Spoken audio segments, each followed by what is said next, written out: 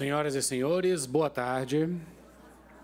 Solicitamos a todos que ocupem os seus lugares e mantenham os celulares em modo silencioso para retomarmos as atividades do curso de formação continuada sobre acesso à justiça e não discriminação. Reflexões a partir dos estándares interamericanos. Reforço a necessidade dos participantes efetivarem os registros de frequência a cada turno do curso, por meio dos QR Codes disponibilizados tanto aqui no auditório quanto no corredor de acesso. A mesa da tarde será formada pelo Dr. Tiago Pierobon e pela doutora Patrícia Maeda, que conduzirá os trabalhos. Com a palavra, Sua Excelência, doutora Patrícia Maeda. Boa tarde a todas e todos. Eu vou falar alto para o pessoal do corredor ouvir. Já estamos começando, retomando as conversas, as nossas, enfim, as nossas aquisições de saberes com o professor Tiago Pierobon de Ávila. Agora, o tão esperado tema empresas e direitos humanos, não é mesmo? Então, sem delongas, já passamos 15 minutos do nosso horário. Vou passar a palavra ao Dr. Tiago. Boa tarde, né? Vamos dar sequência aí aos nossos estudos. Pedir para a equipe de apoio me ajudar aí com os slides 3. Bom, a Comissão Interamericana de Direitos Humanos, como eu mencionei antes, ela tem diversos relatórios temáticos sobre diversos temas, né? Dia das mulheres, das pessoas afrodescendentes, deficientes, tal. E sobre temas, recortes específicos dos direitos humanos. E um dos relatórios que nós temos é esse relatório de 2019 sobre empresas e direitos humanos, padrões interamericanos. Esse é um dos poucos relatórios que nós temos traduzidos para o português, que é muito bacana. Então, se você quiser confortavelmente ler em português, está disponível, está lá na página da Comissão Interamericana. Se de repente, Patrícia, quiser depois baixar pela equipe da Enamate o PDF e mandar para todo mundo, eu acho que a gente divulga ainda mais o material. E aí, basicamente, a ideia nossa agora na parte da tarde é, nessa primeira metade, eu fazer uma grande síntese do que está nesse relatório.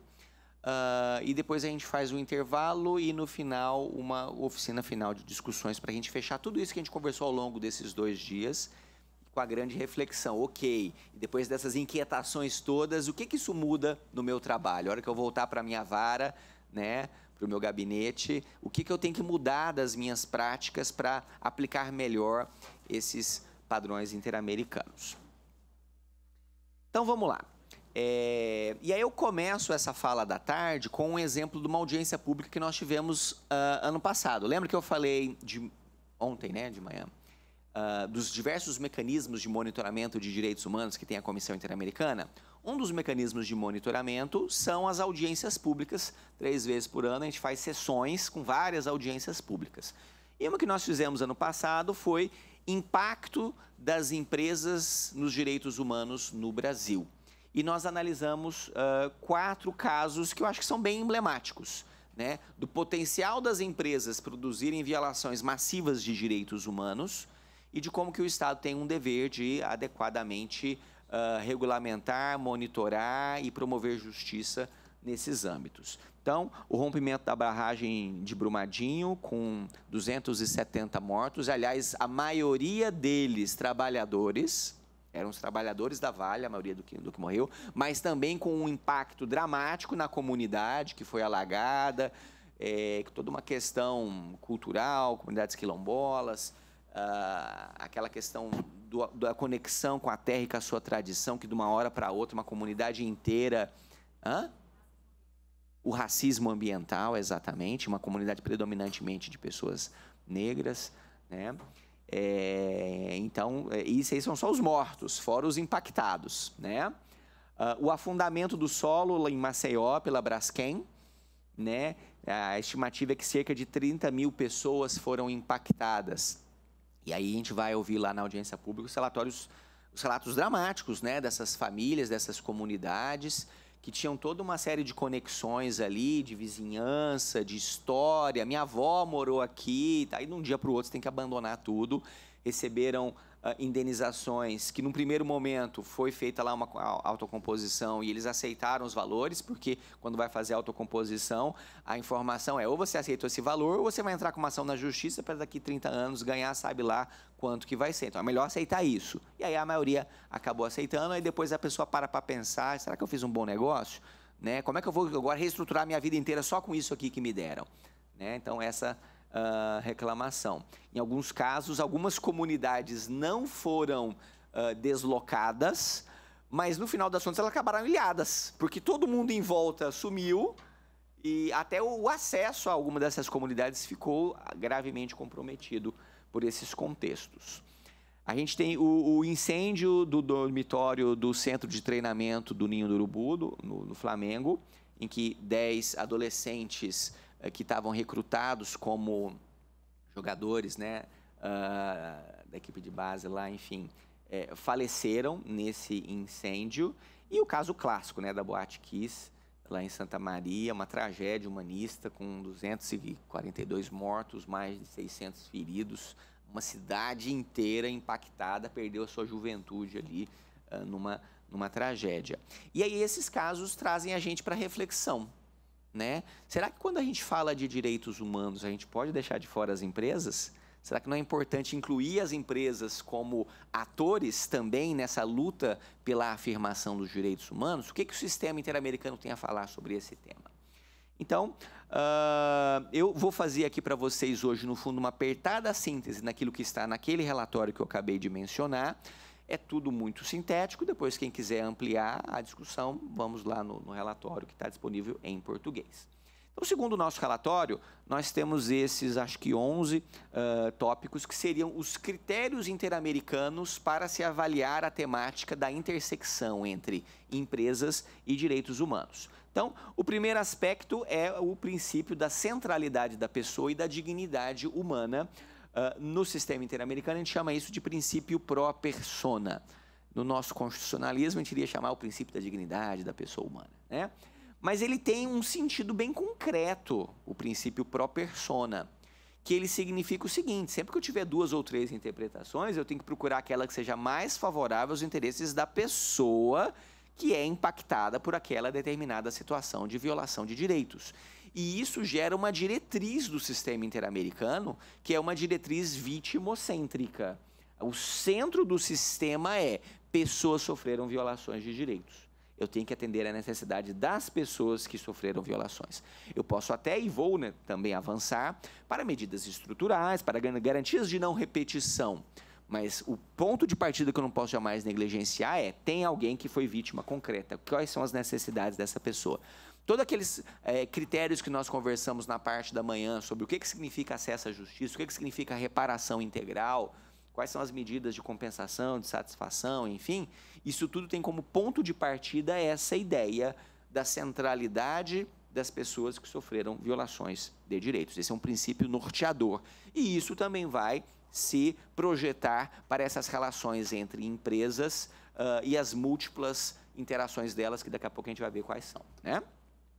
O princípio da universalidade, indivisibilidade, interdependência e interrelação dos direitos humanos. Portanto, a ideia de que os direitos humanos não só são aqueles direitos civis e políticos tradicionais, há todo um conjunto de outros direitos nas esferas econômicas, sociais, culturais e ambientais que também fazem parte da visão de direitos humanos. E eu não consigo enxergar direitos humanos só olhando para um e não olhando para o outro. Tem que olhar para todo o sistema de direitos humanos. E aí entra novamente a importância da justiça do trabalho como um dos aspectos essenciais, né, dessa concretização ampla de direitos humanos na sua perspectiva econômica.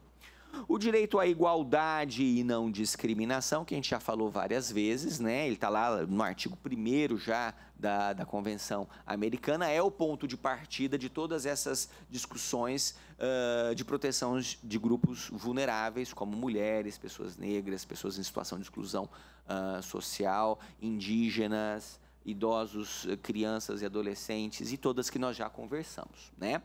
E aí, lembrando a ideia de que igualdade não discriminação exige, quando eu estou diante de uma situação de desigualdade estrutural, de discriminações estruturais, de racismo estrutural, de sexismo estrutural, né, de exploração do ser humano numa dimensão estrutural.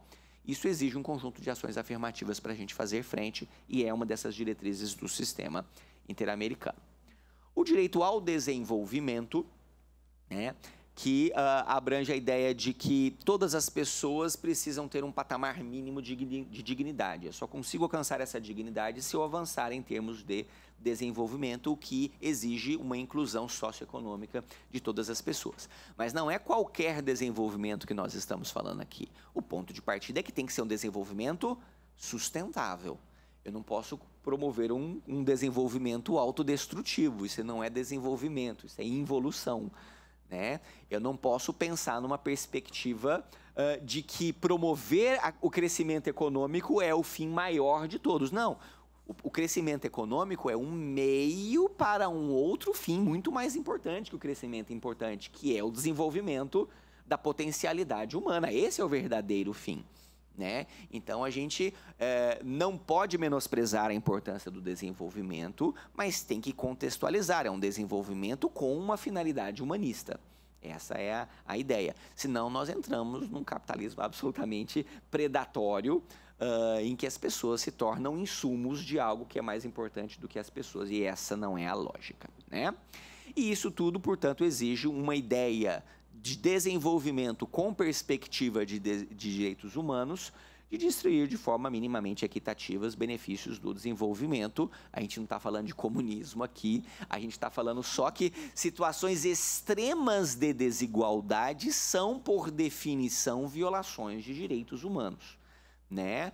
Pessoas multibilionárias e uma multidão na extrema pobreza, isso é violação de direitos humanos. Não há democracia possível num contexto de desigualdade abissal, né? Sempre haverá algum nível de diferenciação, mas essa desigualdade abissal é, por definição, uma situação de violação de direitos, né?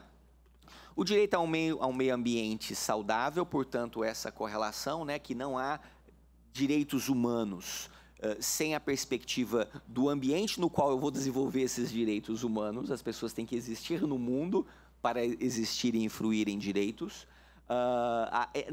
No seu desenvolvimento histórico, o sistema tem tido uma atenção muito especial com as comunidades indígenas, as comunidades afrodescendentes e as comunidades rurais, e os impactos do desenvolvimento predatório nessas comunidades tradicionais. E, de forma geral, uma preocupação muito grande com a não poluição, com a não emissão de gases tóxicos, de gases que potencializem o efeito estufa, porque é um projeto de sobrevivência da humanidade. Não adianta a gente ficar podre de rico, se daqui a pouco vai estar todo mundo morrendo, né? O direito à defesa dos direitos, né, pode parecer redundante, mas esse é um aspecto muito forte, a ideia de proteção de defensores de direitos humanos. A gente está começando a discutir isso no Brasil, mas é uma discussão que até muito pouco tempo atrás a gente não ouvia falar dela, né? Como que as pessoas que promovem a defesa dos direitos humanos, por se colocarem nessa posição, se tornam um grupo vulnerável para a violação de novos direitos humanos e passam a ser perseguidos, né? A gente tem uma tradição muito forte aqui no contexto latino-americano das chamadas mulheres buscadoras, né? Que tem parentes que desapareceram e que elas estão buscando, cadê meu filho, cadê minha filha, cadê meu marido, né? Ou desapareceram por conta de uma ação do Estado em regimes de exceção, né? Inclusive no Brasil a gente tem alguns casos, mas em vários outros países tem outros. Muitas vezes desapareceram por conta do crime organizado, e que o Estado tem uma leniência, muitas vezes até uma cooptação pelo crime organizado. Então, tudo isso, elas são defensoras de direitos humanos e devem ser reconhecidas como tal. Mas não apenas. Jornalistas são reconhecidos como defensores de direitos. Operadores do sistema de justiça, eu já mencionei antes, são reconhecidos como defensores de direitos. E sindicalistas. Para o sistema interamericano, sindicalistas são defensores de direitos humanos e, portanto, quando sofrem violências e discriminações em razão dessa condição, merecem uma proteção diferenciada, e a gente tem vários casos, né, de perseguição de sindicalistas, prisão política de sindicalistas, morte, né, de sindicalistas, inclusive praticadas pelas empresas, né, alguns casos que foram decididos na corte. Então, isso tudo tem que ser objeto de uma atenção diferenciada. Direito à defesa dos direitos. Transparência e acesso à informação. Ficou uma letrinha em cima da outra ali, desculpa. Portanto, a ideia de que eu preciso ter informações sobre a realidade para entender se está ou não está havendo violações de direitos. E já falamos hoje mais cedo, por exemplo, da obrigação do sistema de justiça produzir informações qualificadas sobre os processos que aprecia, mas a hora que a gente faz essa projeção para as relações entre empresas e direitos humanos, a gente também tem aqui um dever muito importante, né? As empresas devem produzir e disponibilizar informações relevantes sobre os potenciais impactos das suas atividades dos direitos humanos. E não é qualquer informação, uma informação oportuna, acessível e o mais completa possível, né? Não é apenas um impacto de estudo ambiental antes de começar, é ao longo do caminho como as coisas estão sendo exercidas, né? Uma transparência. Tudo bem que as empresas vão alegar aí questões de sigilo profissional, industrial, vai violar a minha patente, então talvez eu precise instrumentalizar, né? Temos duas perspectivas, a ideia de instrumentalizar agências de controle, né? Se realmente a primeira análise será que é realmente impossível ter uma publicidade mínima daquilo que é importante? Será que não é importante a sociedade, a comunidade ter acesso a alguma informação porque vai ser impactada por aquilo? É importante, essa é a primeira discussão. Mas se a gente chegar num ponto, não, esse ponto específico aqui é absolutamente impossível de ser divulgado, porque se eu divulgar isso, vai divulgar anos de pesquisa que eles investiram, que agora eles vão ter o retorno financeiro, outras empresas vão copiar e colar, então eu não posso por isso. Então, que no mínimo eu instrumentalize agências de controle, porque aí eu vou ter um outro mecanismo de controle democrático, não vai ser amplo, vai ser mais restrito, mas eu ainda preciso desse controle democrático, né? Como diria Habermas, uma procedimentalização discursiva da democracia. Consulta livre, prévia e informada de mecanismos gerais de participação. Então, várias decisões da Corte e da Comissão no sentido de que toda vez que eu vou ter uma atividade de desenvolvimento que tem um potencial impacto numa comunidade tradicional, eu preciso ter mecanismos de consulta prévia dessas comunidades, se elas aceitam ou não aceitam aquele impacto que vai ter nas suas vidas, né? As empresas têm que falar, eu vou fazer isso, vai ter o impacto tal, mas em compensação eu vou trazer isso de benefício aqui para a comunidade. E aí a comunidade vai avaliar.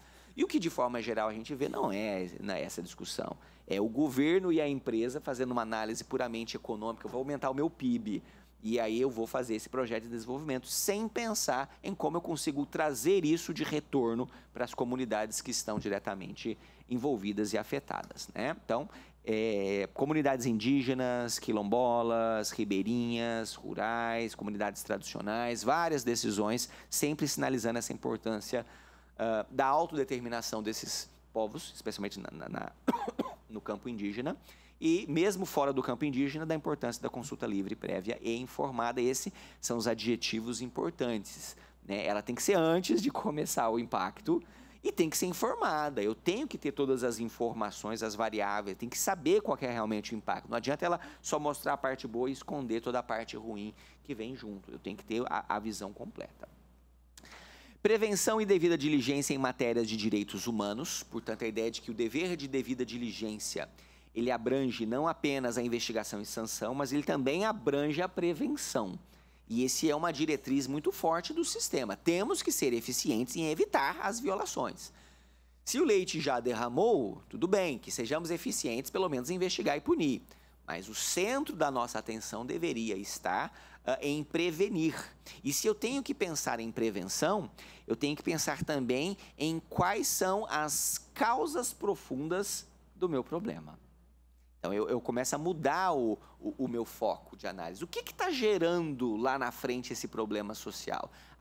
É a causa A, B e C. A hora que eu coloco isso junto, gera o problema. Então, deixa eu trabalhar com A, deixa eu trabalhar com B, deixa eu trabalhar com C. Trabalhar na origem ali, na causa do problema, né? Prevenção e devida diligência em matéria... Bom, isso aqui eu já falei, né? Também se estende às empresas. Prestação de contas e efetiva reparação. Portanto, a ideia de que a independência, imparcialidade e a capacidade de atuação do sistema de justiça são elementos essenciais em um sistema de direitos humanos. Então, está aqui a importância, né, do sistema de justiça de ter condições de prestar contas, mas ter efetivamente independência e imparcialidade nessa sua atuação. Vários exemplos na América Latina de países que degradaram a sua qualidade de Estado de Direito, e o primeiro termômetro dessa degradação é a cooptação do sistema de justiça pela diretriz do governo de situação. Então, um judiciário que eventualmente se opõe ao governo, no fundo, é um judiciário independente, né? A capacidade de se opor ao governo para seguir os padrões de direitos humanos é uma característica essencial desse sistema. A extraterritorialidade, aqui vem um ponto que talvez seja interessante para vocês. Lá na frente eu vou recuperar essa discussão um pouquinho mais. Mas a ideia de que, quando eu penso em um sistema de direitos humanos, eu não posso abrir mão de uma visão multicamadas dos direitos humanos. Eu tenho uma dimensão local, eu tenho uma dimensão regional, eu tenho uma dimensão global. E eu não posso perder de vista nenhuma dessas dimensões. Todo o contexto de violação de direitos vai ter as suas peculiaridades locais. Se eu olho só o global e esqueço de olhar a peculiaridade local, eu tenho o risco de construir uma solução que simplesmente não se encaixa naquele contexto concreto. Por quê? Porque tem uma cultura muito específica, né? A cultura lá do Amazonas, das comunidades ribeirinhas, né? Que você precisa de 3, 4 dias andando de voadeira, aquela lancha de alta velocidade para chegar lá na comunidade, que você faz intimação pregando lá no pau, na comunidade, né? E aquela intimação, o pessoal chega de canoa, retira a intimação e vai. É uma realidade, né? Lá no Rio de Janeiro, a comunidade dominada pela milícia ou pelo tráfico de drogas é outra realidade, né? Enfim, lá no Nordeste, interior do Nordeste, que tem a cultura de não levar desaforo para casa e resolver na peixeira os seus problemas, é uma outra cultura. Eu tenho que entender as especificidades locais. Cada uma tem as suas especificidades. Se eu não levo isso em consideração na hora de construir a solução, eu posso estar construindo soluções que simplesmente não façam sentido para aquela comunidade local. E aí, só para dar um exemplo, voltando aqui para a minha área temática, né? Lei Maria da Penha, violência contra a mulher. Tem várias pesquisas que já sinalizam. Não faz muito sentido eu vender esse peixe para as mulheres indígenas. Mulher indígena não vai pegar canoa uma semana lá de barco para ir numa delegacia registrar ocorrência contra o companheiro dela que é indígena, para pedir para que a polícia entre na comunidade indígena e resolva os seus problemas. Se a demanda número 1 da comunidade indígena, o respeito à autodeterminação, o respeito à sua cultura, que o Estado não entre e não viole as suas tradições, não faz sentido eu pedir para que venha a delegacia resolver esse problema. Não vai resolver. Eu tenho que pensar em outras políticas públicas para as mulheres indígenas, construções feitas por elas, de dentro para fora da sua comunidade. E aí eu posso até ter, eventualmente, né, o pessoal da FUNAI, que vai dar um apoio logístico, uma visão dos antropólogos, para empoderar essas mulheres, como que elas vão construir isso, mas elas têm que ser as protagonistas. Se eu não fizer dessa forma, qualquer outra solução não vai resolver. E às vezes, quando a gente pega a lagarta querendo sair do casulo e a gente corta o casulo para ajudar ela, a gente faz atrapalhar, porque ela precisava passar por aquele processo, né, para alcançar ali cada um tem o seu estágio de evolução, ninguém no final tá mais ou menos do que outros, só estamos em estágios diferentes e a gente tem que aprender uns com os outros e reconhecer essas diferenças. Tudo isso para dizer que um sistema de direitos humanos tem uma dimensão local muito específica, tem uma dimensão regional, tem os fatores que envolvem, e tem uma dimensão global. Então eu também não posso perder de vista que tem soluções que precisam de uma visão global. Se eu não trouxer uma visão global, eu não resolvo aquele problema. Aquecimento global precisa de um esforço dessa dimensão. E aqui entra um ponto muito importante, que depois a gente vai ali aprofundar um pouquinho mais, que é o das empresas transnacionais. Né? Uma empresa que tem uma matriz em um determinado país e sucursais em outros países, e como é que eu correlaciono, e muitas vezes a atuação em diversos países numa região, no contexto hispânico da América Latina isso é mais forte, porque os países são tão pequenininhos que eles são quase como se fossem estados, né, do Brasil. a América Latina inteira sem o Brasil tem quase o mesmo tamanho do resto da América Latina inteira, é um pouquinho maior só. Então, por exemplo, falar em problemas transfronteiriços para a América Central não faz sentido, porque todos os países da América Central, o país inteiro é transfronteiriço. Porque você andou 100 quilômetros, você já está na fronteira, andou 100 quilômetros, já está na fronteira, o país é transfronteiriço. Então, aquilo que a gente vê como um problema no Brasil só das fronteiras, né, da margem de fronteira, para eles é o país inteiro, é outra realidade. Então, tem que colocar também em perspectiva essa dimensão regional e global e construir soluções que levem em consideração essas perspectivas também. Daqui a pouco eu avanço um pouquinho mais nesse ponto. Dever dos Estados avaliarem os impactos de violações de direitos humanos por empresas em outros países, especialmente quando eu tenho a matriz aqui e a sucursal lá, ou vice-versa. Isso é muito comum dos países mais ricos para países mais periféricos. Normalmente as matrizes estão nos países centrais. Mas como, por exemplo, o Brasil é, em certa medida, um país central no contexto sul-americano, porque para alguns dos nossos vizinhos nós somos o central, né?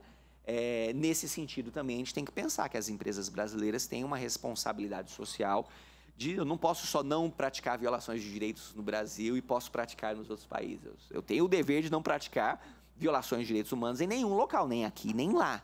E se a empresa, se eu reconheço que a empresa tem um dever de devida diligência também de zelar para que a sua cadeia de produção zele pela não violação de direitos, para que as suas sucursais não promovam também violações de direitos, se a empresa foi negligente nesse dever de devida diligência em zelar pela não violação de direitos dos seus parceiros comerciais relevantes, em tese ela pode ser responsabilizada não por ato de terceiro, mas por ato próprio da sua negligência em não zelar pela não violação de direitos. E uma diretriz do sistema interamericano em relativa ao dever de facilitar o acesso à justiça por vítimas de outros países por ações de sucursais das empresas nacionais. Então, uma diretriz interamericana aí muito relevante. E, por último, o dever de combate à corrupção e ao sequestro do Estado, novamente aqui, desconstruindo mitos em direitos humanos. Lutar contra a corrupção também é uma pauta de direitos humanos. Isso não é só pauta de quem é contra direitos humanos. Muito pelo contrário, porque nós já temos N exemplos e N manifestações do sistema interamericano. Tem um relatório inteiro sobre isso. Combate à corrupção e direitos humanos. Não uso a expressão combate, desculpa. É corrupção e direitos humanos. Também não gosto da expressão combate, porque combate remete à lógica bélica, e aí eu estou replicando outras violências. Eu não combato a corrupção, eu enfrento a corrupção, né? Eu administro o problema da corrupção, para trazer ela para níveis minimamente existentes, porque a gente sabe que o desvio eu nunca elimino, eu reduzo, eu controlo ele, né? Mas, enfim, um ambiente altamente corrupto é um ambiente de violação de direitos humanos. Eu não posso ter um sistema de direitos humanos coabitando com a corrupção. Por quê? Porque aonde existe corrupção, existe necessariamente uma degradação das instituições estatais. Quer dizer, eu não posso ter um Estado eficiente em proteger os direitos das pessoas se o Estado está cooptado por interesses outros que normalmente estão ligados ou ao interesse do poder econômico, do poder político, do poder bélico, né? Enfim, então, tem um relatório inteiro da Comissão Interamericana só sobre a importância de enfrentamento à corrupção e como que isso dialoga com a temática de direitos humanos. E aí a gente vem uma crítica importante aqui, né? Muito recentemente o governo dos Estados Unidos deu um passo atrás nessa temática e revogou um ato de combate à corrupção da década de 70, né? O Anti-Corruption Act deles, que dizia que empresas americanas não podem praticar corrupção não só nos Estados Unidos, mas elas também não podem praticar corrupção nos outros países. E se elas praticarem corrupção nos outros países, elas podem ser responsabilizadas administrativamente nos Estados Unidos pela violação do dever de devida diligência sobre os seus funcionários que estavam em outros países. Essa legislação foi recentemente, semana passada ou retrasada, foi revogada. E aí o argumento foi que as empresas americanas estão perdendo competitividade no exterior, precisamos aumentar a nossa competitividade, porque outras empresas têm determinadas práticas que nós não podemos ter e nós estamos perdendo contratos importantes porque nós estamos fazendo as mesmas práticas. Isso aqui é um compromisso de direitos humanos, a universalidade no combate à corrupção, né? Todos têm que estar juntos em relação a essa luta. Enfim, críticas aí a gente acha que a história ela só vai para frente, né? Mas a história ela é cíclica às vezes, ela tem os seus retrocessos para poder avançar em outras medidas. Muito bem, então vamos avançar, né, nos nossos estándares interamericanos de empresas e direitos humanos. Então, a gente já viu ontem, artigo 1º da Convenção Interamericana, proibição de discriminações. Artigo 2º, dever das legislações internas incorporarem todas essas disposições interamericanas relacionadas aos direitos humanos. Isso também vai se projetar às empresas. Empresas não podem discriminar, empresas devem alterar os seus regulamentos, e o Estado deveria fazer isso com a sua legislação e as empresas com seus regulamentos, no sentido de não permitir discriminações ou violações de direitos humanos na sua atuação. E o artigo 26, que a Mari já conversou ontem com vocês, não foi? Que é o epicentro dos direitos econômicos, sociais e culturais, e depois ambientais, né? Na Convenção Americana, que estabelece o desenvolvimento progressivo na concretização desses direitos e que, como a Mari já falou, a gente interpreta de forma sistemática o artigo 26, que é muito enxuto. Todos os 10 estão em um artigo, é o 26. Mas para dar o conteúdo do que significa esse 26, eu vou recorrer aos outros tratados internacionais para darem o sentido e a chamada interpretação sistemática e evolutiva que é acolhida no âmbito do sistema interamericano, né? Não perdendo de vista, portanto, a importância do Protocolo de São Salvador, que, novamente, pessoal, o Protocolo de São Salvador é lei no Brasil. Tá aí, ó, Decreto 3.321 de 99, protocolo adicional, Convenção Americana, específico sobre a temática dos direitos econômicos, sociais, culturais e ambientais, que no seu artigo 6º fala do direito ao trabalho, da importância da inclusão das mulheres no direito ao trabalho, importância das mulheres terem condições de efetivamente participar das relações de trabalho, ter acesso ao mercado de trabalho. E no artigo 7º discrimina um pouquinho mais o que significa o trabalho em condições justas, equitativas e satisfatórias, com vários, né, tópicozinhos lá avançando. Isso aqui, pessoal, deve ser o dia a dia de vocês, né? Quer dizer, justiça do trabalho não é só o artigo 6º da Constituição. Justiça do trabalho é protocolo, perdão, 7º. Começa no 6º, depois vai para o 7º, né? 6º e 7º da Constituição, direitos sociais, direitos fundamentais sociais. Não é só aquilo, porque as nossas normas constitucionais relacionadas aos direitos sociais incorporam o Protocolo de São Salvador. Então, na hora de eu interpretar o que significa uma determinada norma da CLT, eu não faço só a interpretação da CLT à luz do artigo 6º e 7º da Constituição. Eu também tenho a obrigação de fazer o controle de convencionalidade das normas da CLT à luz do Protocolo de São Salvador. Por quê? Porque é lei em vigor no Brasil, assim como todas as outras convenções da OIT que já foram ratificadas e incorporadas no nosso ordenamento jurídico. Então, eu não interpreto a OIT, a recomendação da OIT à luz da CLT. É o inverso, é a CLT que tem que ser atualizada. E se a CLT estiver em desacordo, eu tenho que entender que ela tacitamente não foi recepcionada ou foi revogada pela Convenção Internacional. Por quê? Porque tem uma norma básica desde Hans Kelsen, que diz que na nossa pirâmidezinha jurídica, as normas superiores derrogam as normas inferiores, né? E as convenções da OIT e o Protocolo de São Salvador estão lá em cima da nossa pirâmide, né? Muito bem. Para além, portanto, da Convenção Americana e do Protocolo de São Salvador, a gente tem mais alguns tratados internacionais que vão dialogar com a justiça trabalhista, especificamente no meu tema, essa eficácia horizontal dos direitos fundamentais, de como as empresas estão também vinculadas aos paradigmas de direitos humanos.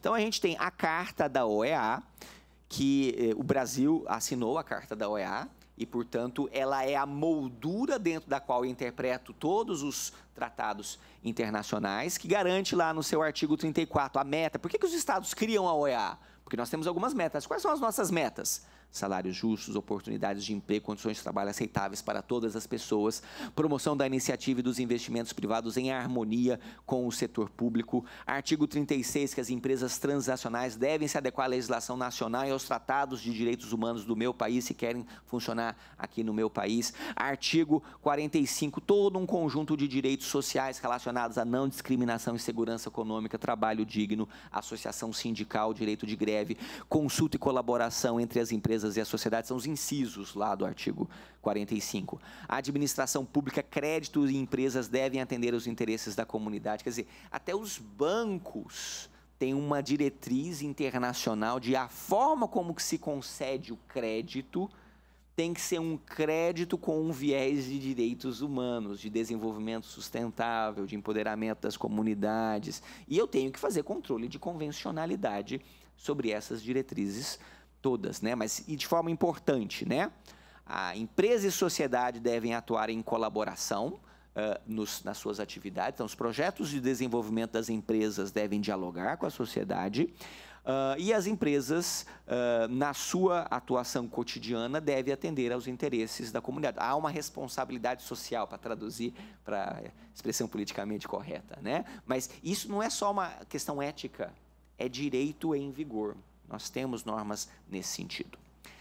Participação crescente de setores marginais da população, portanto, uma diretriz de inclusão dos historicamente excluídos, e como pressuposto do regime democrático, eu só posso ter democracia se esses setores historicamente excluídos forem incluídos também na questão trabalhista.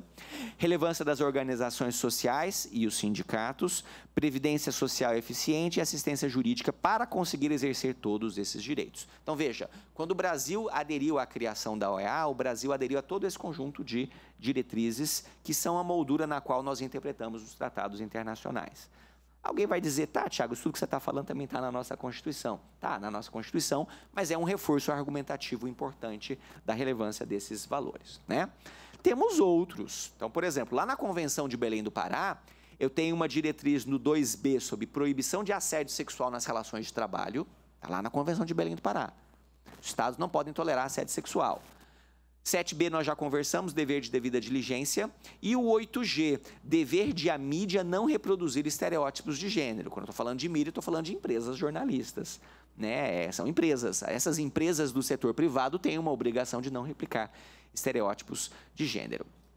A Convenção Interamericana contra o Racismo e todas as formas de intolerância fala aqui no artigo 7º e no 4º que as empresas têm o dever de não reproduzirem comportamentos discriminatórios e intolerantes, e isso vai nas relações de empregador com empregado, nas relações dos empregados entre si, na relação dos funcionários com os consumidores e na relação da empresa com o seu entorno, com a comunidade na qual ela exerce as suas atividades. Então, eu não posso ter discriminações e violações de direitos em nenhuma dessas dimensões. Convenção Interamericana dos Direitos das Pessoas com Deficiência, dos idosos, eu não posso promover discriminações. As empresas não podem promover discriminações nesses recortes temáticos. A Convenção Interamericana contra a Corrupção, portanto, o dever de transnacionalidade no enfrentamento à corrupção por empresas. Então, claramente, a conduta recente de revogar o ato contra a corrupção no exterior viola o artigo 8º dessa convenção. Tudo bem que, normalmente, os Estados Unidos não ratifica esses tratados, mas ele ratificou, pelo menos, a Convenção Americana, e eu interpreto a Convenção Americana à luz dessas diretrizes maiores, né? E a Declaração Americana dos Direitos dos Povos Indígenas, que fala no artigo 27 da proibição de exploração e discriminação no trabalho das comunidades indígenas, e no artigo 29, no dever de consulta prévia por parte das empresas que vão promover grandes empreendimentos das comunidades indígenas que podem ser impactadas por essas ações, né? Então, especificamente na relação entre empresas e direitos humanos, eu fiz a sinopse jurídica aqui. Quais são os deveres das empresas a partir de uma perspectiva de direitos humanos? Os deveres das empresas são os seguintes. Esse aqui é o resumo do resumo de tudo aqui. Primeiro, as empresas devem respeitar os direitos humanos, tanto nas suas atuações no território nacional, como também nas suas atuações no exterior, nas suas sucursais ou das suas parceiras comerciais com as quais celebra contrato. Isso envolve o dever de não discriminar em todos os segmentos que nós já comentamos, mas também o dever de não explorar grupos vulneráveis, porque a exploração econômica é uma forma de discriminação. Né? Contratar pessoas em situações de salário absolutamente ultrajantes é uma forma de discriminar, porque só vai aceitar aquele salário ultrajante que não tem nenhuma outra opção de sobrevivência. E por que ela não tem outra opção de sobrevivência? Porque ela faz parte de um grupo historicamente excluído, marginalizado, discriminado. Né? Promover condições insalubres de trabalho é uma forma de discriminação e eu não posso tolerar. Dever de devida diligência na prevenção de violações de direitos humanos. Então, olha que importante. As empresas têm o dever não apenas de respeitar os direitos humanos, mas de colocar em prática mecanismos eficientes para prevenir que ocorram violações de direitos humanos. E há um dever de devida diligência na prevenção de violações de direitos humanos por parte das empresas. Se as empresas não foram efetivas em colocar em prática mecanismos que evitassem essa violação, as empresas estão violando. E isso tem aí um potencial fantástico para a tutela coletiva na Justiça do Trabalho. Não é verdade? Porque vocês vão pensar agora em mecanismos de prevenção. E ninguém vai falar assim, você está inventando coisas da tua cabeça. Não. Segundo a convenção tal, segundo o relatório da Convenção Interamericana, que lá na notinha de rodapé vai dar mais outras referências para vocês, estou fazendo um resumo do resumo aqui. Né? Há um dever das empresas serem eficientes na prevenção dessas violações de direitos. Dever das empresas realizar estudos de impacto e consulta prévia das suas atividades com risco de violar direitos humanos. Né? Então, isso é muito forte nas comunidades indígenas, tem lá a Declaração Americana dos Povos Indígenas, mas isso na jurisprudência americana vale para todos os outros aspectos. Né? Então, a Braskem, por exemplo, era a comunidade urbana de Maceió, mas havia um risco de impacto e eles sabiam desse risco de impacto, já tinha estudos sinalizando esse risco. Né? Deveria haver uma consulta àquela comunidade. Estamos fazendo uma atividade de mineração, extração de salgema, existe um risco aqui desse... enfim, claro que... esse é o problema, né? Quando as empresas sabem que a sua atividade é arriscada, mas o lucro é enorme, ela fala, vou pagar para ver. Eu faço o custo-benefício, se eu tiver que pagar uma indenização, meu lucro foi muito maior que essa indenização. Vamos tocar o barco. De lá na frente eu resolvo esse problema. Essa é a análise, regra geral. Então eu tenho que ter um mecanismo dissuasório depois, de evitar que isso aconteça. Mas o correto seria fazer o estudo, divulgar com a sociedade, falar também dos benefícios que aquela atividade está trazendo para aquela comunidade. Tem um risco aqui, mas olha o benefício, vocês vão correr o risco pelo benefício, e aí faz a discussão transparente, sem coação, porque uma outra questão importante nessas discussões é a pressão que o poder econômico faz, né? Enfim, mecanismos de compliance de direitos humanos. Então, está lá no relatório de forma muito clara. As empresas precisam colocar em prática mecanismos de alerta precoce, de avaliação de riscos. Quais são os possíveis riscos de violações de direitos que eu tenho com a minha atividade empresarial? Risco tal, tal, tal.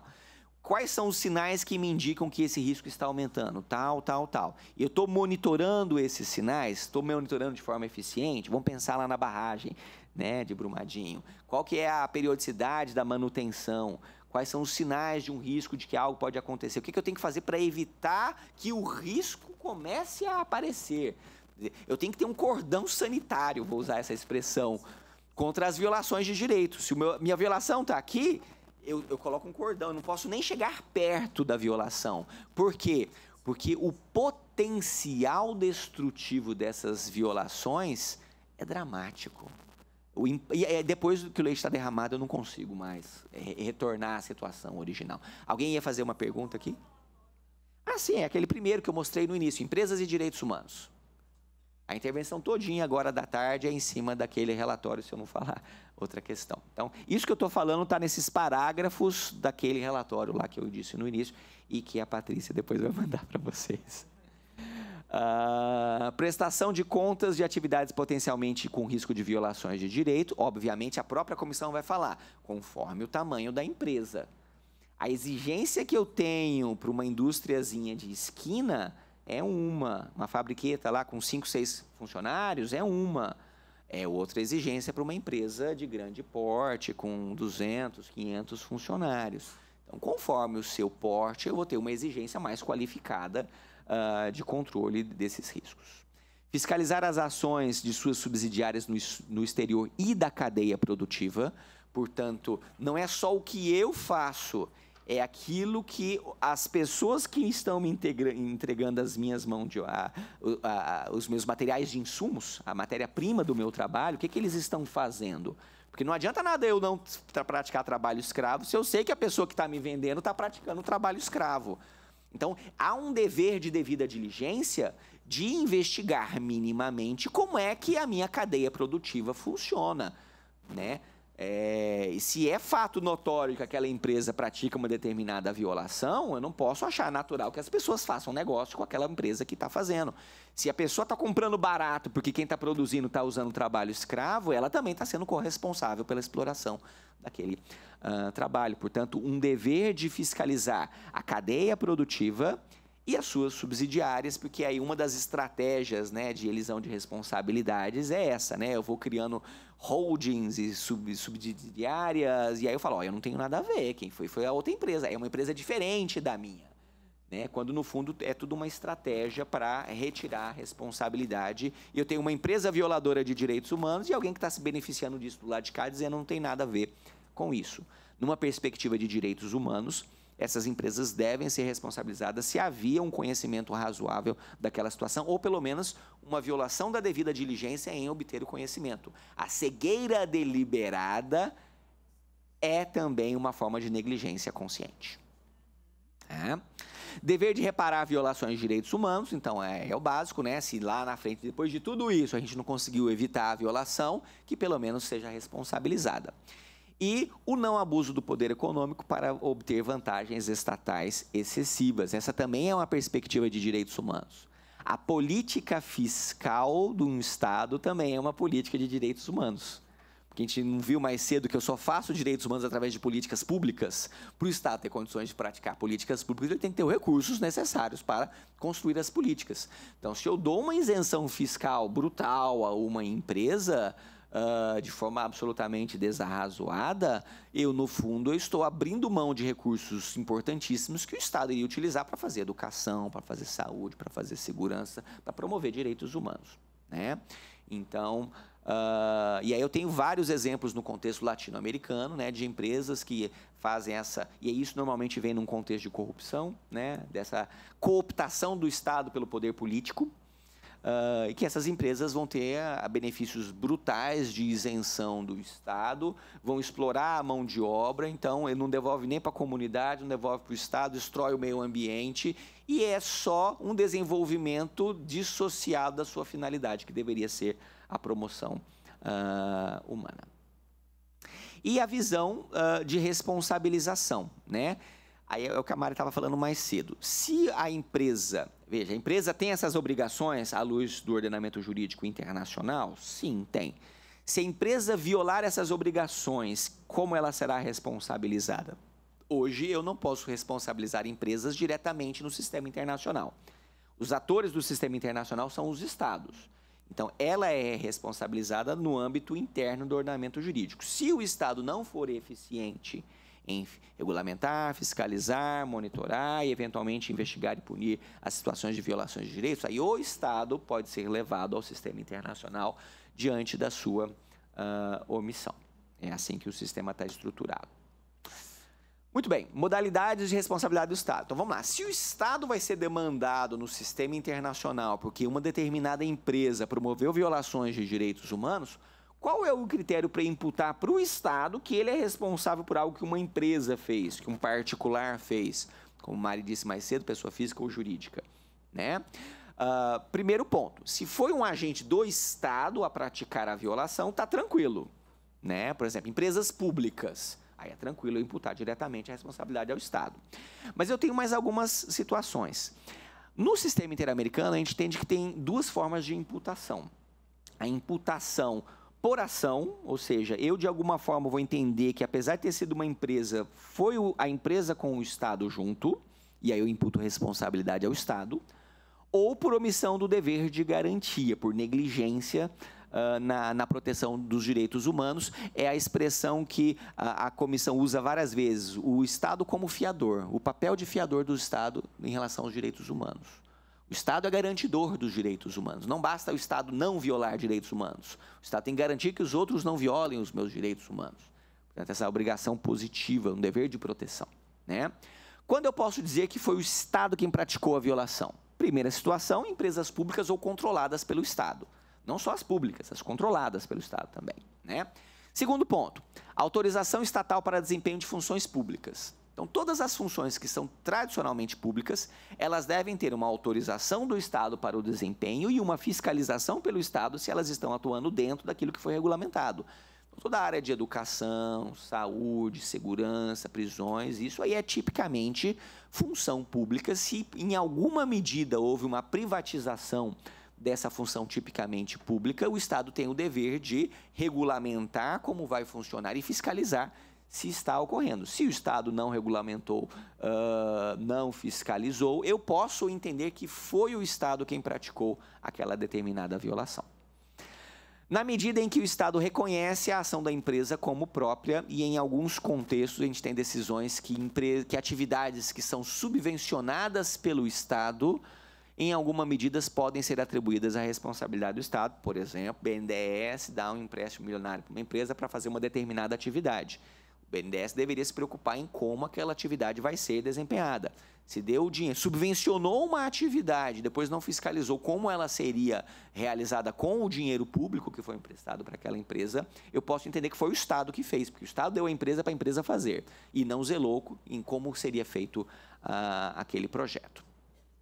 E a violação do dever de garantia, que, como eu já conversei um pouquinho mais cedo, eu tenho dois requisitos, né? Eu tenho que ter o conhecimento de uma situação de risco e uma omissão diante daquela situação de risco. E aí, especificamente neste relatório, a comissão ela vai avançar nesse tema dizendo o dever de prevenir situações de risco, ela abrange 4 perspectivas.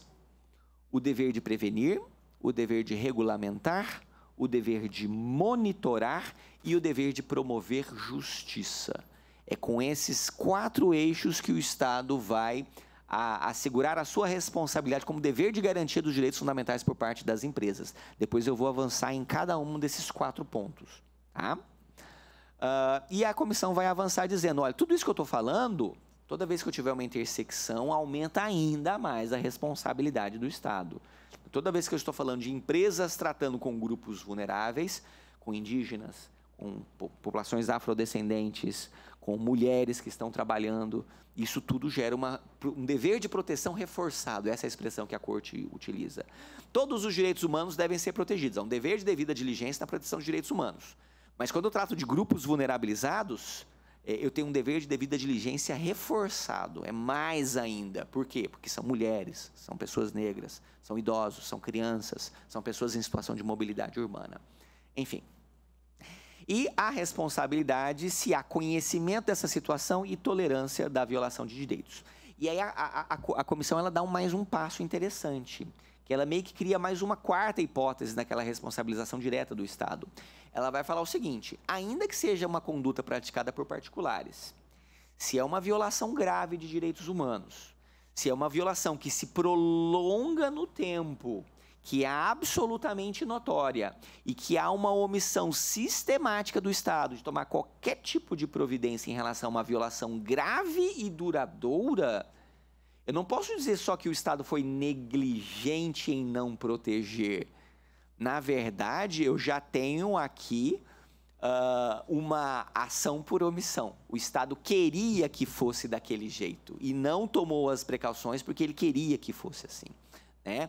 Então, quando tem situações graves de conhecimento público e notório e de absoluta omissão da atuação do Estado, eu posso dizer que não foi só a empresa que violou um direito, eu posso dizer que o Estado violou o direito ao saber que a empresa iria fazer aquilo e ao deliberadamente não tomar nenhuma providência. Não é só uma questão de culpa. Olha, eu não sabia que ia acontecer e não tomei as cautelas necessárias. Não, é uma questão de omissão dolosa. Eu sabia que isso ia acontecer e não fiz nada porque eu queria que fosse isso, ou pelo menos um dólar eventual. Eu aceitei isso. Se acontecer ou não acontecer, não me interessa. Eu quero é o lucro aqui, o meu PIB aumentando, o meu contrato com essa empresa, etc, etc. Né? Muito bem. Então, vamos conversar sobre aqueles 4 pontos que eu sinalizei um pouco mais cedo. Dever de prevenção. Qual é o dever do Estado em prevenir que as empresas promovam violações de direitos? Então, como eu já disse, o Estado tem que ter conhecimento de uma situação de risco. Na jurisprudência interamericana, deve se tratar de um risco real e imediato e não meramente de um risco hipotético, mas um risco que existe, né? Quanto mais o potencial de lesão dos direitos fundamentais, mais o dever de precaução ele vai se incrementando. Por exemplo, o exemplo clássico da sociedade do risco, né? Uma usina atômica. O risco de um acidente atômico é algo absolutamente brutal, é quase que uma questão existencial, né, de sobrevivência da humanidade em alguns contextos ali. Então, o dever de precaução, ele se aumenta substancialmente. Por quê? Porque eu não posso correr nem o risco de algo perto de um acidente acontecer. Então, todas as cautelas têm que ser incrementadas naquele contexto. Então, a gente vai fazer sempre essa ponderação, né, da gravidade do risco com o incremento do dever. Do caso das barragens. Uma barragem romper é algo que é, enfim, um risco brutal. Vai ser destruída, a cidade vai sumir do mapa, todas as pessoas vão morrer. E se é um risco que tem essa dimensão, eu tenho que ter uma cautela muito especial nesse contexto, né? Mas a comissão vai falar, deve ser um dever de prevenção integral. Então, todas as violações de direitos devem ser prevenidas e todos os possíveis fatores de risco de uma determinada violação devem ser abordados. Eu não posso abordar uns fatores e não abordar outros. Eu tenho que ter uma prevenção holística. Eu tenho que analisar de forma profunda quais são as possíveis causas de um problema e ir abordando todas elas, né? A avaliação se o Estado adotou as medidas razoáveis, né? A situação particular das pessoas afetadas, já falei. A dever de considerar informações científicas relevantes para informar o desenho e a avaliação de políticas públicas. Isso aqui é importante, né? Há uma diretriz clara do sistema interamericano. As nossas políticas públicas relacionadas ao monitoramento das atividades das empresas, a fiscalização e a sua regulamentação devem ser informadas por conhecimento científico. E se eu tenho que informar por conhecimento científico, eu tenho um dever de as instituições estatais relevantes produzirem conhecimento, de o Estado fomentar a produção de conhecimento científico que tem o potencial de impactar as ações concretas, né? E aí eu tenho as duas críticas. Por um lado, eu tenho que ter mais incentivo do Estado para a produção de conhecimento científico, né? Aí vem uma crítica, às vezes o Estado não incentiva suficientemente, mas por outro lado, eu tenho que também falar para o pessoal da academia descer da Torre de Marfim e começar a fazer mais conhecimento que tem impacto concreto na vida das pessoas, né? Eu tenho que fazer uma pesquisa com aplicação concreta. Qual que é o potencial de impacto em políticas públicas dessa pesquisa que você está fazendo? Toda vez que um pesquisador faz uma pesquisa, ele tem uma obrigação ética de, no final daquela pesquisa, indicar quais são os impactos concretos que aquela pesquisa que ele traz para as políticas públicas, e ele tem uma obrigação ética de fazer a divulgação da sua pesquisa para as organizações, para as instituições que têm a necessidade de ter acesso àquele conhecimento. Então, na verdade, eu preciso fazer uma aproximação recíproca. Não é só a gente jogar a pedra no Estado que não faz política pública com base em evidência. É também a gente ter uma nova visão ética do que é o conhecimento científico com uma visão de direitos humanos, porque isso tudo que a gente está falando é desenhar uma política de direitos humanos. E um dever reforçado quando houver prévia omissão estatal que incrementou a atividade de risco, eu acho que eu já falei. Então, vejam, em síntese, o Estado tem o dever de prevenir que as empresas pratiquem violações de direitos humanos. Esse é o nosso ponto de partida. O que o dever de prevenção de violação de direitos traz de impacto concreto na atuação do Estado? Então, a primeira dimensão, Bom, isso aqui a gente conversou ontem, né?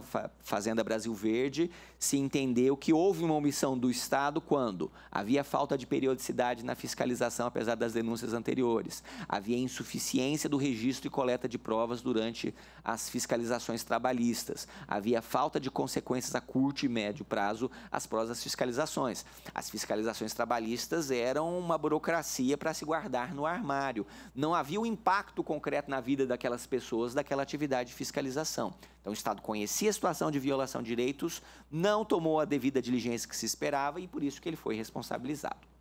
Mas o que eu queria dizer, o Estado tem um dever de prevenir. Ok, então o que isso impacta concretamente na atividade das empresas e dos Estados? Então, primeira dimensão, o Estado ele é supervisor dos direitos econômicos, sociais, culturais e ambientais, o que abrange, como nós já falamos antes, as relações trabalhistas, o direito ao trabalho justo em condições dignas, né? Então, esse dever do Estado de supervisionar os direitos, inclusive os direitos trabalhistas, ele exige que seja uma supervisão informada pela disponibilidade, acessibilidade, aceitabilidade e qualidade da atividade do Estado.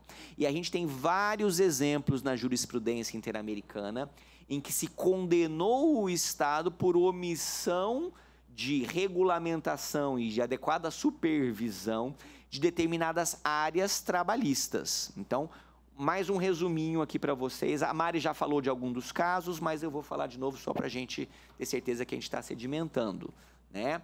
Então, fiscalizar as condições de trabalho das indústrias manufatureiras, né? Esse aqui era uma crítica específica ao México, das chamadas indústrias maquiladoras, né? Que são montadoras, né? Elas recebem insumos dos Estados Unidos, montam ali, devolvem para os Estados Unidos, numa condição de exploração do trabalho daquelas pessoas, condições desumanas de trabalho, salários aviltantes. E aí a comissão vai expedir uma recomendação aos estados, ao Estado do México, dizendo, o Estado do México tem a obrigação de ser mais eficiente em fiscalizar a condição de trabalho dos trabalhadores dessas empresas, porque eles estão sofrendo violações dos seus direitos trabalhistas. O caso dos mergulhadores mesquitos, né, quer dizer, pesca submarina e equipamentos de proteção e segurança num contexto de exploração laboral de uma comunidade historicamente discriminada, né? Nós já tivemos recomendações da Comissão Interamericana da exploração do trabalho de imigrantes haitianos que vão para a República Dominicana, e aí as autoridades trabalhistas da República Dominicana fazem vista grossa porque são imigrantes irregulares, normalmente na indústria agrícola, de construção civil ou em outras atividades de risco. E aí, quando eu misturo controle laboral com controle migratório, eu tenho violação de direitos humanos. Essa era uma crítica específica nesse contexto. Trabalho escravo, Fazenda Brasil Verde, a gente já falou várias vezes. Empresas de segurança privada em Honduras e Guatemala, uma crítica da comissão dizendo, olha, vocês estão terceirizando uma função típica de Estado. Vocês estão privatizando a segurança, vocês estão sucateando a polícia de vocês e transformando toda a segurança em algo que é privado. E isso significa que as pessoas historicamente excluídas, elas não vão ter acesso a essa segurança. E mais, essa segurança passa a ser agora o novo vilão da violação de direitos humanos, de torturas, enfim, de outras violações de direitos. Atividades extrativistas, isso aqui são N precedentes, né, no sistema interamericano, tanto da Corte quanto da Comissão, né, especialmente com impactos ambientais de povos indígenas ou comunidades tradicionais. Normalmente os casos são das grandes culturas, das monoculturas, né, das fazendas de produção, os latifúndios, mineração hidrelétrica, exploração petrolífera, o turismo, Guatemala e Belize, madeireiras em Belize, enfim, várias recomendações nesse sentido. E a fábrica de fogos de Santo Antônio de Jesus, também, que a gente estudou ontem. Então, tudo para exemplificar que em várias áreas a comissão e a corte têm dado a sinalização. O Estado deveria ter fiscalizado essa relação do trabalho, porque eu tenho violações de direitos humanos nesse contexto trabalhista. E o dever de regulação. Eu estou seguindo a ordem do relatório, mas se fosse eu ia colocar a regulação primeiro para depois ter supervisão. Primeiro o regulamento para depois eu supervisionar se aquilo que eu regulamentei foi cumprido. Enfim, estou seguindo o relatório aqui. Então, o primeiro ponto aqui é a diretriz. Eu preciso fazer o controle de convencionalidade das normas trabalhistas relacionadas ao emprego e às condições dignas e justas do trabalho.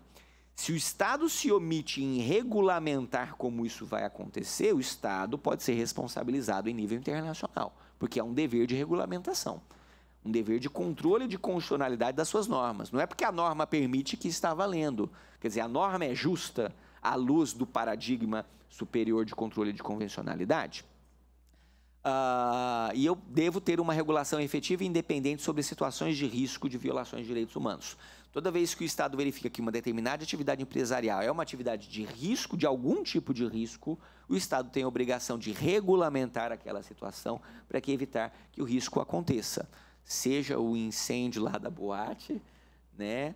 Seja a forma de abrigamento dos meninos lá nos dormitórios do Flamengo, seja a Braskem lá em Maceió, ou a barragem, ou enfim, N outras atividades que são atividades de risco, né? A comissão vai dar como exemplo várias áreas que são as áreas tipicamente de risco. Então, atividades de risco ambiental, atividades de interesse público, quer dizer, toda situação que é um serviço de utilidade pública, um serviço de interesse público, isso precisa de uma regulamentação.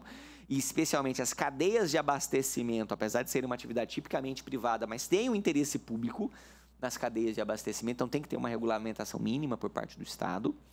As atividades potencialmente insalubres, né? E aí essas três dimensões importantes, a dimensão da relação da empresa com os seus trabalhadores, da empresa com os consumidores e das empresas com as suas comunidades vizinhas. E aí eu tenho múltiplas dimensões. Eu tenho a dimensão trabalhista, eu tenho a dimensão do direito do consumidor e eu vou ter o direito administrativo, né, nas suas diversas vertentes. Muitas vezes as violações de direito elas vêm emaranhadas, porque depois que tem a violação, eu não tenho como separar um aspecto do outro. Todos eles estavam entrelaçados. E aí, daí, aquilo que a gente conversava mais cedo hoje de manhã, da importância da Justiça do Trabalho e dos órgãos, né, do sistema trabalhista, se integrarem numa rede muito mais ampla. Porque muitas vezes nessa rede eu vou ter que ir para fora do sistema trabalhista. Eu vou ter que dialogar com polícia civil, com polícia militar, com PROCON, enfim, outras dimensões aqui a dialogar. E normalmente as áreas que têm sido as mais tradicionais, né, de classicamente ver uma violação de direito aqui, é o trabalho escravo, o trabalho infantil, as doenças ocupacionais, segurança e higiene do trabalho, são as situações mais clássicas que o sistema interamericano tem se debruçado, né? E aí eu já falei um pouquinho aí dos projetos de desenvolvimento, a importância dos estudos e da consulta. Muito bem. Se eu regulamentei, se eu monitorei, e apesar de ter feito tudo isso, ainda aconteceu a violação, ou ainda que eu não tenha feito, se aconteceu a violação, surge então o dever de investigar, punir e promover uma justa reparação como um aspecto essencial daquilo que nós já falamos hoje de manhã, do conceito de acesso à justiça. E aí a comissão ela vai trazer um princípio muito interessante, que é o princípio do effet utile, do francês, efeito útil, né? As normas internacionais de direitos humanos precisam ter um efeito útil. Não basta eu enunciar abstratamente as normas se elas não conseguem descer ao mundo da realidade. Para que elas desçam ao mundo da realidade, eu preciso de regulamentações que façam ela acontecer. E eu não posso permitir escusas de responsabilidade que, no final das contas, tornem todas essas normas de proteção sem qualquer efeito útil. Porque se aquele que está cotidianamente praticando uma atividade fala, a culpa não foi minha, a culpa foi do meu fornecedor, a culpa foi da minha sucursal ali, eu não tenho nada a ver com o trabalho dela, é outra empresa, pessoa jurídica, eu, no final das contas, não vou trazer nenhum efeito útil. Não adianta nada a sucursal praticar a violação se ela não tem dinheiro nenhum, se o dinheiro todo estava com a matriz e a hora que eu vou executar eu não recebo. Isso não foi acesso à justiça. Então, é importante que essas normas de direito internacional tenham um efeito útil e isso exige recursos judiciais disponíveis, eficazes e rápidos, com acesso à informação para a resolução de reclamações e a proibição de recursos protelatórios, porque justiça que tarda é justiça que falha, né? Então, eu preciso ter essa visão de um efeito útil dessas disposições de direitos internacionais. Os temas que normalmente gravitam nessas discussões de dever de investigação, punição e adequada reparação na Justiça do Trabalho estão relacionados a a acessibilidade, previsibilidade, transparência e equidade do funcionamento do sistema de justiça, né? Então, novamente, né, um sistema de justiça que todo dia fica mudando a sua jurisprudência não é um sistema de justiça, porque eu não tenho segurança nenhuma, eu tenho um decisionismo casuístico, né? Então, a estabilidade da jurisprudência é um fator importante para a previsibilidade do funcionamento das relações sociais como um todo, né? A centralidade do interesse das vítimas é uma diretriz importante, e já falamos várias vezes nela aí ao longo do nosso curso. As ações de parceiros e o dever de devida diligência na vigilância contra essas violações, a questão da cadeia de insumos e das filiais e dos parceiros. A avaliação da diferença de poder econômico, acho que na manhã fez uma observação desse tema aqui, né? A avaliação da diferença do poder econômico e de organização de grandes empresas e grupos com as pessoas, as comunidades que foram atingidas pelas violações, né? Quer dizer, como é que eu vou ter jus postulandi, né, de um cidadão analfabeto lá de uma cidade do interior do Amazonas com uma grande empresa que traz uma banca de advogados lá de São Paulo e vai arguir preliminar disso, disso e daquilo, falando em latim ainda com ele. Quer dizer, eu não tenho uma igualdade de posições, e se eu preciso promover acesso à justiça, eu preciso pensar, refletir criticamente em condições de dar possibilidade dessa pessoa realmente exercer os seus direitos. Senão, no fundo, eu estou simplesmente chancelando a lei do mais forte contra o mais fraco. E a gente já sabe que, historicamente, isso significa abuso e violações de direitos, né? Então, se a Justiça do Trabalho tem essa peculiaridade, eu acho que vocês precisam pensar criticamente. Primeiro, se isso é essencial mesmo ou não, se o que fazia sentido em 1940 segue fazendo sentido no século XXI, e se ainda que faça, quais são os mecanismos que vocês vão construir para corrigir essas desigualdades, porque claramente me parece que algo está errado nesse exemplo que foi dado. Mas quando a gente vai falar dessas situações aqui, aí a situação é brutal. Porque o que a gente falava antes, eu exploro, ganho um lucro brutal aqui, se houver violação lá na frente eu resolvo. O dia que vem a violação, aí qual que é a próxima lógica da empresa? Eu tenho que minimizar agora os meus prejuízos. Então, há um investimento brutal dessas empresas em não pagar nada, ou pagar o mínimo possível, né? E uma diferença de poder gritante. Como é que esse cidadão que morava lá numa periferia de Maceió e que teve a sua casa desapropriada, né, porque começou a ter as rachaduras, vai ter um poder de discutir igualdade de condições com a Braskem, que vem com uma banca internacional, com os melhores especialistas no tema, né? E aí, como já dizia Foucault, o interesse, o conhecimento, ele é guiado pelo interesse econômico, né? O poder molda o conhecimento. Eu crio conhecimento conveniente ao poder. Eu incentivo as minhas pesquisas que eu quero produzir a partir do interesse que me é conveniente de desenvolver.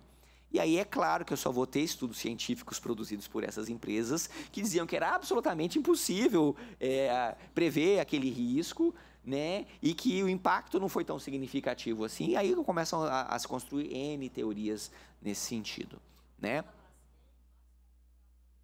Valores baixos, a Braskem, ela não, nem o Estado aceita que se fale em crime ambiental. Então, assim, o que eu estou acompanhando de lá é uma situação surreal. Um mega caso, super complexo, e as vítimas têm se sentido revitimizadas em razão da conduta adotada pelo sistema de justiça na hora de fechar os acordos. Sim, sim. A gente... Não, é claro. Sim, sim.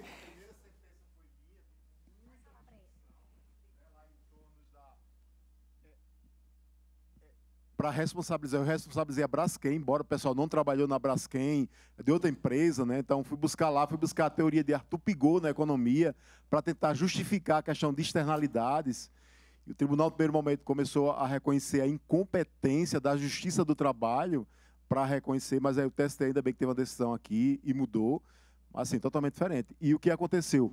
Muitas pessoas não receberam verbas rescisórias e não entraram com a ação, porque muitos ficaram com pena. Está lá, o pessoal do posto de combustível que teve que fechar, que nem passa mais ninguém, claro, e aí o dono não tinha nada, meio louco, chorando, com depressão, o pessoal também não entrou com a ação.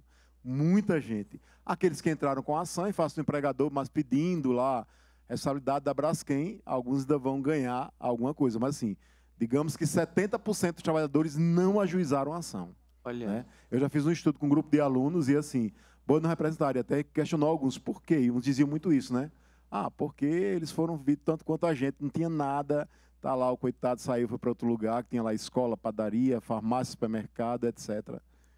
É como se já trouxesse embutido a ação regressiva, né? Quem era o primeiro responsável era o dono do posto, mas ele foi responsabilizado porque esse praticou, então deixa eu entrar direto contra ele, ok? Assegurou o efeito Thiele dessas normas todas. Muito bem. Então, especialmente na temática de produção de provas, a comissão vai chamar a atenção desse ponto.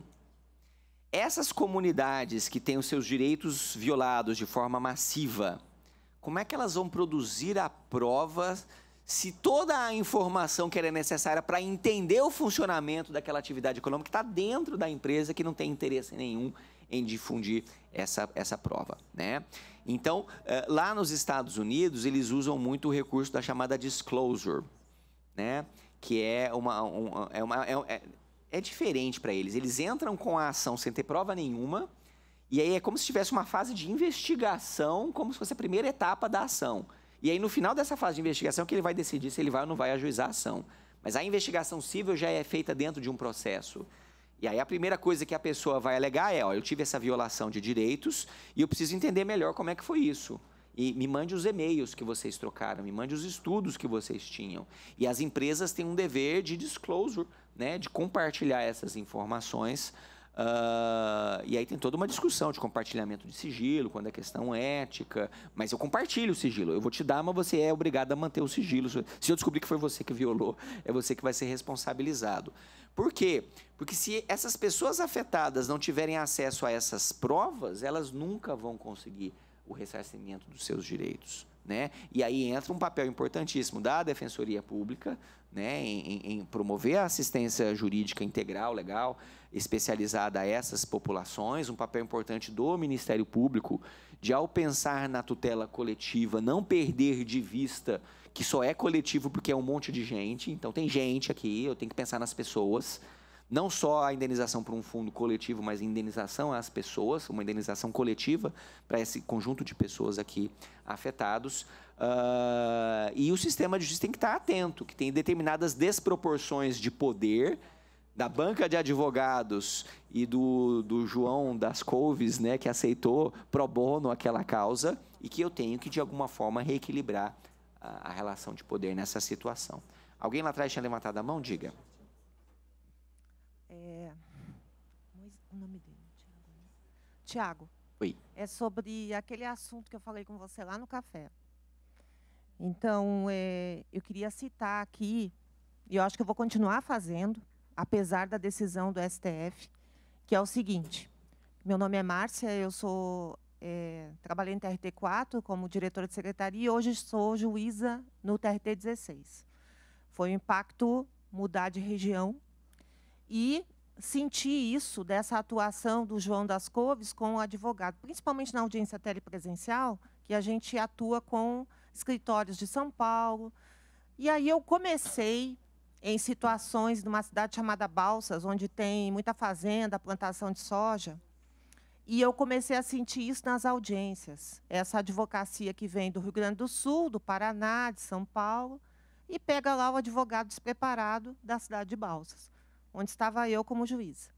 Comecei a perguntar nas minhas audiências, mas me conta como é que era a acomodação, como é que era a água. E os empregados dizem assim: ah, doutora, é assim mesmo. E eu comecei a me indignar com aquilo logo que eu cheguei. Depois eu descobri que era uma frase, jargão, do maranhense, do local, quando ele está tão desiludido que ele te diz, é assim mesmo. E aí eu comecei a pedir para essas fazendas se elas tinham a certificação para poder exportar. Surpresa. Muitas não têm. E as que não têm, tu já presume que não tem água potável, porque a certificação, muitas são de empresas que vêm aqui fazer internacionais. Então, eu comecei a usar, assim como alguns juízes usam quando o cara não tem a prova dos planos de segurança, do PCMSO, que tu presume que está descumprido. Eu comecei a usar, não tem a certificação, bom, já está errado. E quando eu tirava algo do trabalhador, eu mandava para o MPT, com o seguinte jargão: quem faz para Chico, faz para Francisco. E a procuradora, vou até citar um nome, porque é uma pessoa que está escrevendo sobre isso, ela está fazendo uma tese de mestrado, e ela me perguntou, eu posso dizer aquela loucura que você dizia lá na audiência, que você perguntava para o cara, é assim mesmo? Porque eu comecei a botar nas minhas sentenças que o colaborador, trabalhador daquela fazenda no interior do Maranhão, ele desacreditava das instituições. E por isso que ele dizia, é assim mesmo. Se eu quiser, é essa água mesmo. Se eu quiser, é esse capataz mesmo. Até que chegou o dia que eu fui para São João dos Patos, telepresencial, e numa reclamaçãozinha individual, o cara contou que o capataz jogou a motosserra em cima porque foram reclamar de salário. Aí eu suspendi a audiência e pedi à procuradora do trabalho, que era Poliana, o nome dela, que investigasse. Suspendi tudo. Eu disse, não vou fazer mais nada aqui. Eu quero a atuação do MPT. Então, eu estou escutando vocês e pensando na decisão da nossa Corte Superior recente e tentando entender que a nossa responsabilidade, os colegas aqui têm mais conhecimento do que eu me sinto principiante nessa área, é o primeiro curso que eu venho aqui na ENAMAT, mas eu vou continuar fazendo isso e agora, com tudo que a gente ouviu aqui, eu vou abrir um bloco na sentença. Para que o MPT não me reclame, eu não tenho estrutura para isso, não quero nem saber, tu faz parte do Estado. E já vou botar lá, solicito informações. Tá, eu posso me aposentar em novembro, tá? Oi, tem mais 2 colegas ali que querem falar, um ali e a outra colega aqui. Boa tarde, Firmino, da 15ª Região. Eu pesquiso um pouco, né, da discriminação, especialmente em relação à inteligência artificial. A admissão, processos de promoção, enfim, nós já estamos vendo aí situações, até a própria, como é que chama, o município de Nova York já tem proibindo o processo seletivo. A minha preocupação é exatamente pela opacidade desses sistemas, porque muitas vezes eles soltam, falam assim, a besta, né? Porque depois não sabe onde vai ver. Então, assim, essa preocupação é grande, que nós só vamos poder descobrir essa situação discriminatória, que é gravíssima. Teve um caso da Amazon, todos os contratados foram homens, todos. Um processo seletivo enorme dentro dos Estados Unidos, né? Uma outra situação da própria iPhone, que discrimina valores financiados para homens e para mulheres, porque a inteligência artificial fala que o homem tem maior renda, né? Enfim, só vamos poder apreciar isso quando? Através da teoria do impacto adverso. Fora isso, vai ser muito complicado, né, dentro desse processo.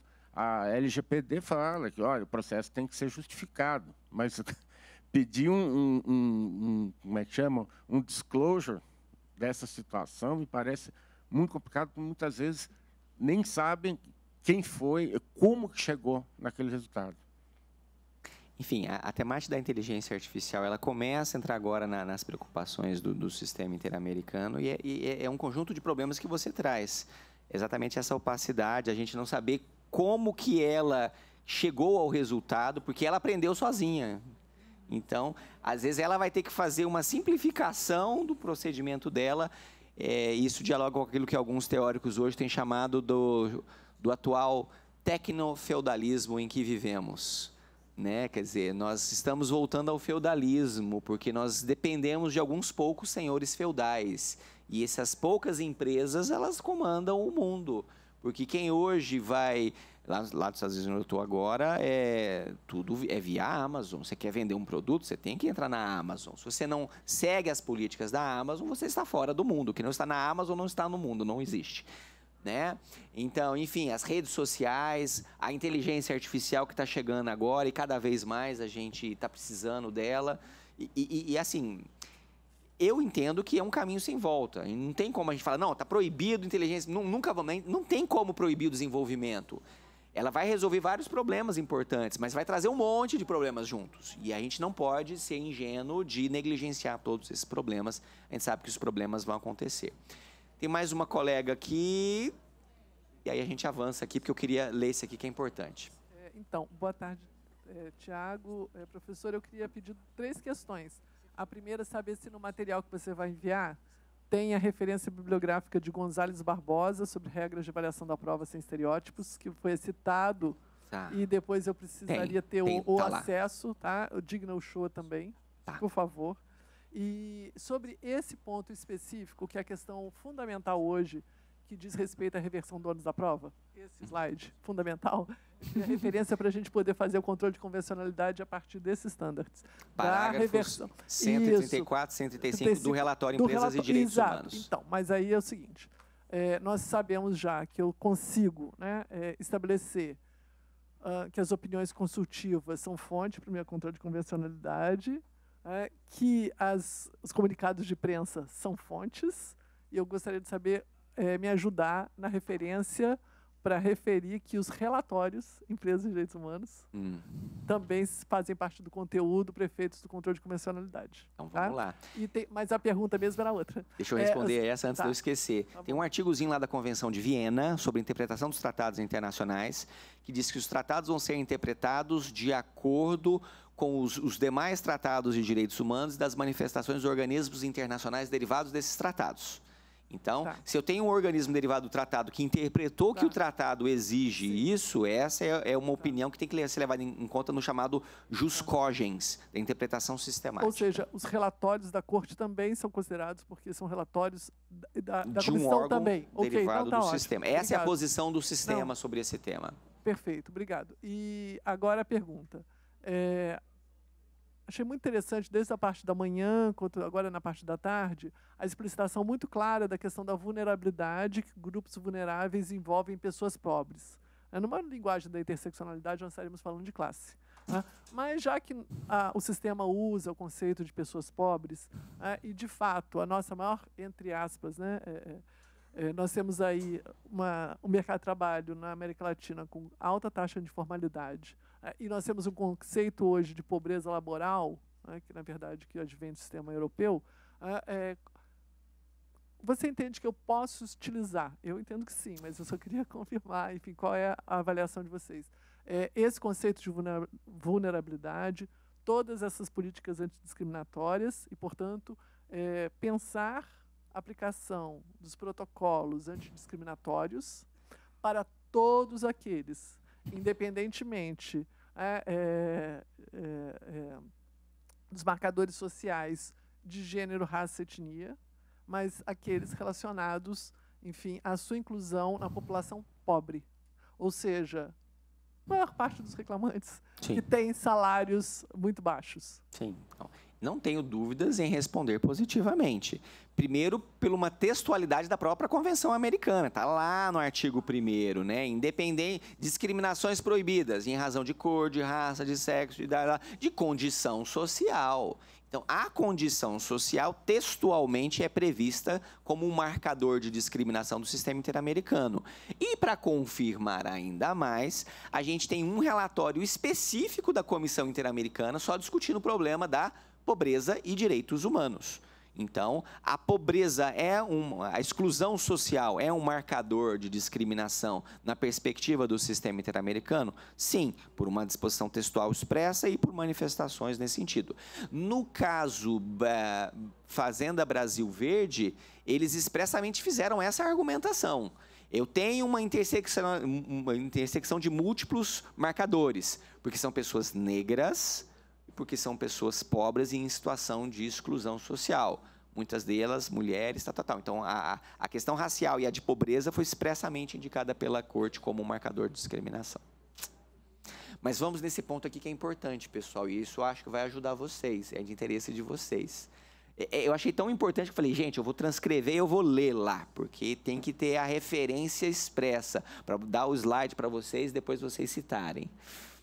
Para assegurar um recurso eficaz e acesso à justiça nesses contextos, os Estados devem implementar algumas medidas como, por exemplo, exigir o estabelecimento de regimes jurídicos de responsabilidade compartilhada da empresa matriz ou grupo empresarial, oferecer assistência jurídica e outros sistemas de financiamento ao demandante, portanto, a colocação aqui, permitir ações judiciais coletivas relacionadas a direitos humanos e litígios de interesse público.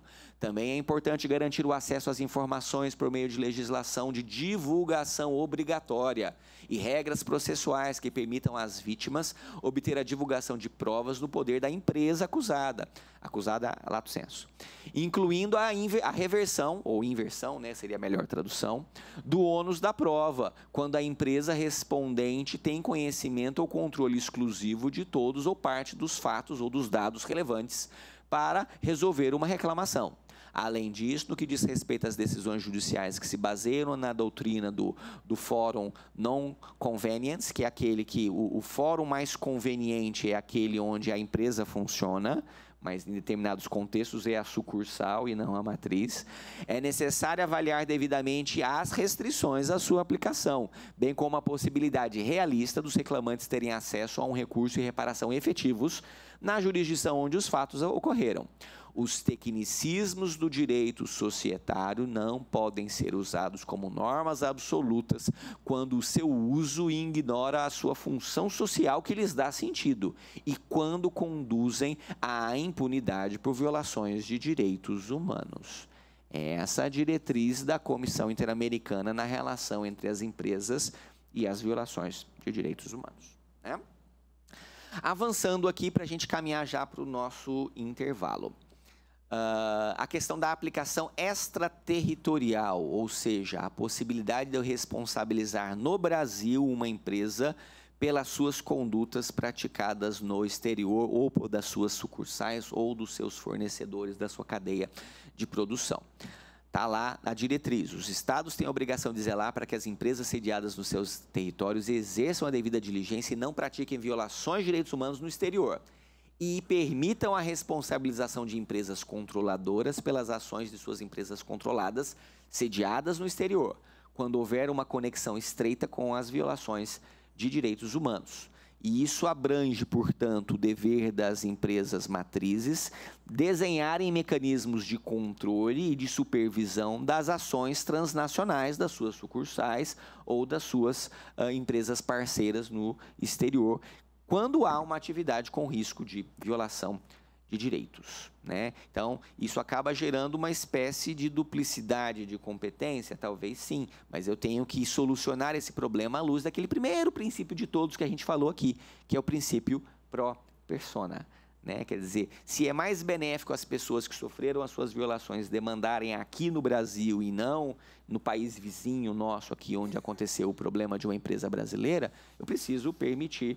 E eu não estou responsabilizando a empresa por ação de terceiro, estou responsabilizando a empresa pela ação dela que foi negligente em fiscalizar a sua cadeia de custódia, em evitar violações de direitos dos seus fornecedores, né? Portanto, e além disso, um dever de cooperação jurídica internacional, no sentido de, ainda que ela esteja sendo processada em outro país, de fornecer as provas e todos os meios necessários para atuar nessa fiscalização conjunta. E aí, mais uma vez, uma transcrição, eu vou deixar os slides com vocês e vocês depois avançam nesse ponto. E para a gente fechar, meu último slide, né? Em síntese, né?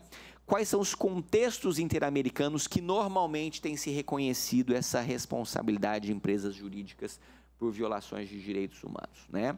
Então, isso aqui eu estou fazendo o resumo do resumo, porque tem um capítulo inteiro para cada um desses pontos aqui. Aliás, esse relatório é um dos mais grandes que eu já li da comissão, são mais de 200 páginas, só sobre empresas e direitos humanos. Então, a temática da justiça transicional e prestação de contas, como que em muitos regimes de exceção, regimes ditatoriais, as violações massivas de direitos humanos estavam associadas a interesses econômicos de grandes grupos, de grandes empresas, né? Como eu tenho esses regimes de exceção associados com empresas e poder econômico para praticar violações massivas de direitos, né? toda uma discussão na temática de serviços públicos essenciais e garantia dos direitos humanos e os problemas da privatização nesses contextos, como eu devo evitar a privatização de serviços que são essenciais e ainda que em alguns contextos que haja uma atuação concorrente da iniciativa privada, todo um dever de fiscalizar e zelar pela não violação de direitos. O problema das alterações climáticas, da degradação ambiental, nesse contexto de empresas e direitos humanos, a gente já conversou. A questão das políticas fiscais, então tem um capítulo inteiro só para discutir como eu tenho relação entre política fiscal e direitos humanos. Né, como que a política fiscal é também uma política de direitos humanos, e quando que as empresas, o poder econômico começa a influenciar abusivamente na tomada de decisões públicas, isso também é uma situação de violação de direitos, porque normalmente essa influência vem no sentido de maximizar os lucros e de facilitar a exploração, né, e aí eu tenho comunidades inteiras de pessoas excluídas que normalmente são exploradas trabalhistamente, né, por essas empresas.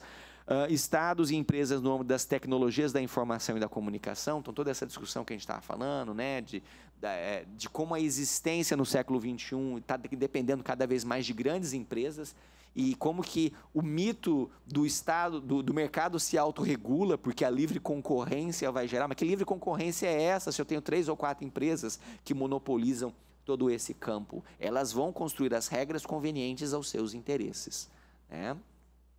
E a obrigação dos Estados em contextos relevantes no âmbito do exercício dos direitos humanos nas atividades empresariais, em toda uma exemplificação dessas atividades mais relevantes. Em síntese, tudo isso para falar que as empresas também são obrigadas a cumprir os tratados internacionais de direitos humanos, que o Estado tem um dever de devida diligência em regulamentar, em fiscalizar, em evitar, prevenir as violações e, se elas eventualmente ocorrerem, em investigar e responsabilizar de forma adequada. E uma das vertentes da ideia de regulamentação, fiscalização e responsabilização também é a vertente trabalhista, como uma das vertentes mais importantes dessa perspectiva, porque, afinal de contas, nós somos o que nós fazemos, né? É a identidade do ser humano, o trabalho. O trabalho tem um aspecto identitário, né?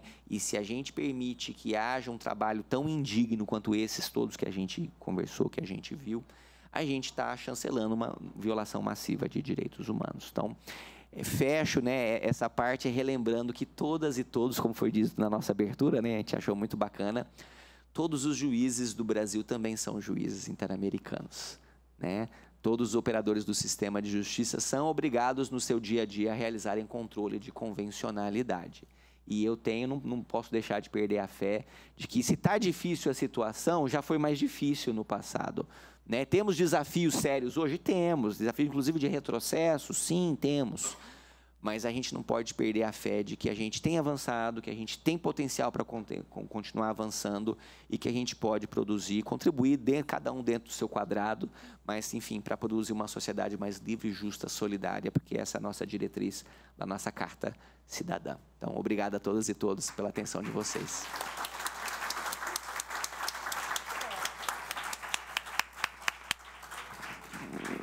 Obrigada, Tiago. Bom, agora a gente acabou essa parte, enfim, expositiva.